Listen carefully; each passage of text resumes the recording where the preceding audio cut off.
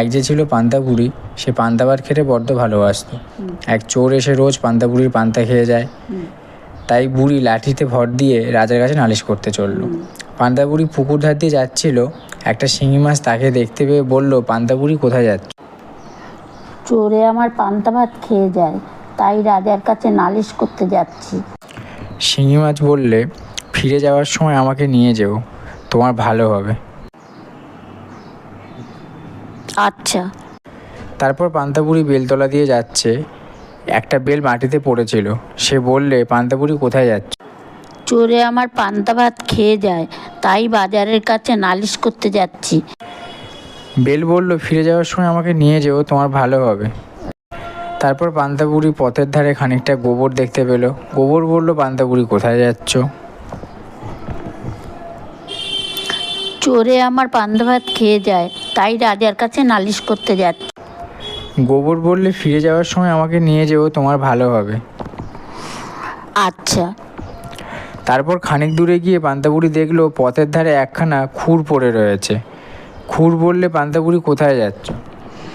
পান্তা বুড়ি বললে, চোরে আমার পান্তা ভাত খেয়ে যায়, তাই রাজার কাছে নালিশ করতে যাচ্ছি। খুর বললে, ফিরে যাওয়ার সময় আমাকে সঙ্গে নিও, তোমার ভালো হবে। আচ্ছা। তারপর পান্তা বুড়ি রাজার বাড়ি গিয়ে দেখলে রাজামশাই বাড়ি নেই, কাজেই সে আর নালিশ করতে পেল না। বাড়ি ফেরার সময় তার খুর, গোবর আর বেল আর শিঙি মাছের কথা মনে হলো, তাই তাদেরকে সকলে থলে করে নিয়ে গেল। পান্তা বুড়ি যখন বাড়ির আঙিনায় এসছে, তখন খুর তাকে বললে, আমাকে ঘাসের ওপর রেখে দাও।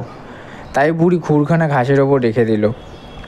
তারপর যখন সে ঘরে উঠতে যাচ্ছে, তখন গোবর বলল, আমাকে পিঁড়ির ওপর রেখে দাও। তাই বুড়ি গোবরটাকে পিঁড়ির ওপর রেখে দিল। বুড়ি যখন ঘরে ঢুকলো, তখন বেল বললে, আমাকে উনুনের ভিতরে রাখো। শুনে বুড়ি তাই করলো। সে শিঙি মাছ বললে, আমাকে পান্তা ভাতের ভিতরে রাখো। বুড়ি তাই করলো। তারপর রাত হলে বুড়ি রান্না খাওয়া সেরে ঘুমিয়ে রইল। ঢের রাতে চোর এসছে। সে তোর আর জানে না সেদিন বুড়ি কি ফন্দি করেছে। সে একেই পান্তা ভাতের হাঁড়িতে হাত ঢুকিয়ে দিল। সেখানে ছিল শিঙি মাছ। সে চোর বাছাকে একটি কাঁটা ফুটিয়ে দিল, যে তার দুই চোখ দিয়ে জল পড়তে লাগলো।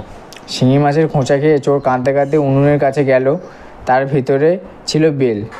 চোর যেই আঙুল তাতে দেওয়ার জন্য উনুনে হাত ঢুকিয়েছে, অমনি পটাশ করে বেল ফেটে তার চোখ মুখে ভয়ানক লাগলো।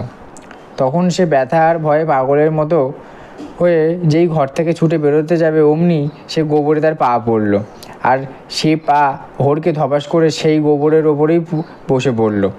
তারপর গোবর লেগে ভূত হয়ে ব্যাটা ঘাসে পা মুছতে গেল, সেইখানে ছিল খুর, তাতে ভয়ানক কেটে গেল।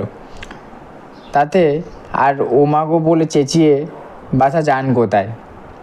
তা শুনে পাড়ার লোক ছুটে এসে বলল, এই ব্যাটা চোর, ধর ব্যাটাকে, মার ব্যাটাকে, কান ছিঁড়ে ফেল। তখন সে চোরের সাজাটা হলো।